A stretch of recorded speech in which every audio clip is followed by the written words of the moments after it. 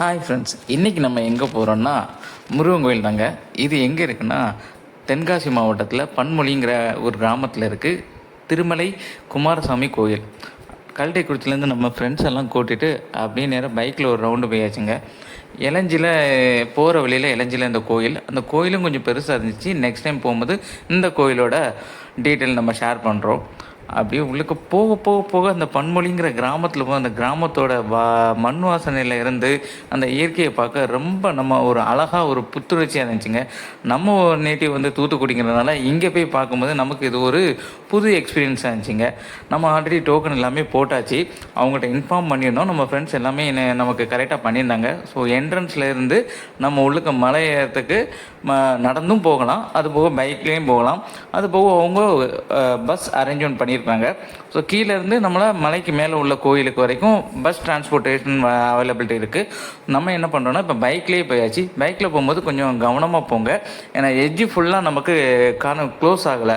So அதனால் மெதுவாக அந்த இயற்கையை அப்படியே ரசித்தபடி 2 ஹேர்பின் பெண்டு மாதிரி தான் இருக்கும். நீங்கள் கொஞ்சம் கேர்ஃபுல்லாக போங்க. டேர்னிங் பண்ணும்போது கொஞ்சம் பார்த்துக்கோங்க, கார்லாம் ஆப்போசிட்டில் வரும். ஸோ அந்த இயற்கையை கொஞ்சம் அப்படியே ரசித்த மாதிரி அந்த க்ரீனிஷான ஒரு இடத்துல இருந்து பைக்கில் ஒரு ட்ராவல் பண்ணுறதுக்கு ஒரு புது எக்ஸ்பீரியன்ஸாக இருந்துச்சுங்க. ஒரு சில இடத்துல ஸ்டாப் பண்ணி நீங்கள் அந்த வியூ பார்த்தீங்கன்னா அதுவே உங்களுக்கு ரொம்ப அருமையாக இருக்கும். அப்படியே நம்ம கோயிலுக்கு வந்தாச்சுங்க. கோயில் என்ட்ரன்ஸ் அப்படி பார்க்கும்போது தான் தெரியுதுங்க, அந்த முருகன் கோயிலுக்கு உண்டானே நம்ம ஒரு புத்துணர்ச்சியாக இருந்துச்சு. நமக்கு ஒரு பாசிட்டிவ் வைப்ஸ் வரும்ல, என்ன முருகன் கோயிலுக்கு போனாலும் அந்த ஒரு வைப்ஸ் வரும்.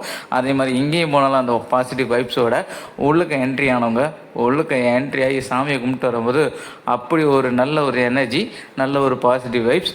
அப்படியே சாமி கும்பிட்டு அந்த கோயிலை ஒரு ரவுண்ட் அடிக்கணும் போனால் அந்த சைடு ஒரு பிள்ளையார் கோயில் இருந்துச்சு, அந்த சைடு தெப்பங்குளம். அப்படி ஒவ்வொரு இடத்துலையுமே நம்ம போய் பார்க்க அந்த ஒரு இயற்கை காட்சிக்குள்ளே நம்ம போகும்போது தான் அந்த ஒரு சூழல் நம்மளை தெரியாத ஒரு அழகாக இருந்துச்சுங்க. அது ஒரு புத்துணர்ச்சியாக இருந்துச்சு. அப்படியே நம்ம முருகரை நல்லா தரிசிச்சுட்டு நம்ம வேண்டுதலெல்லாம் சொல்லிவிட்டு அப்படியே நேராக வெளியில் வந்தோங்க. வெளியில் வந்து அந்த கோயிலோட வியூவை பாருங்கள் எவ்வளோ அழகாக இருக்குன்ட்டு. இது ஒரு மலைக்கு மேலே ஒரு அழகான கோயில். அந்த கோயிலை சுற்றி பார்த்திங்கன்னா ஃபுல்லாக மலை. அந்த மலையை பார்க்க அப்படியே ஒரு இயற்கையோடு ஒன்றி ஒரு மனசுக்கு ரொம்ப ஒரு ஃபீலிங்காக இருந்துச்சு. அந்த ஃபீலிங்கோடு அப்படியே கோயிலை ஒரு ரவுண்ட் அடிக்கலாம்னு சொல்லிட்டு ஒரு ரவுண்ட் அடித்தோம். அப்படியே பாருங்கள், இது கோயிலோட சைடு வியூ. இந்த சைடு வியூவில் பார்க்கும்போதே வந்து கோயில் எவ்வளோ, அந்த கோபுரம் எவ்வளோ அழகாக தெரியும் பாருங்க. சுற்றி மலைங்க, மலைக்குள்ளே ஒரு கோயில் இருந்த மாதிரி உங்களுக்கு ஒரு ஃபீலிங் ஆகும்.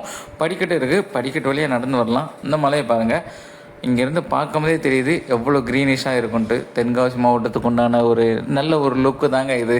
அந்த தென்காசி சாரலோடு சேர்ந்து நம்ம ஒரு சாமி தரிசனம் பண்ணியிருக்கிறோம்.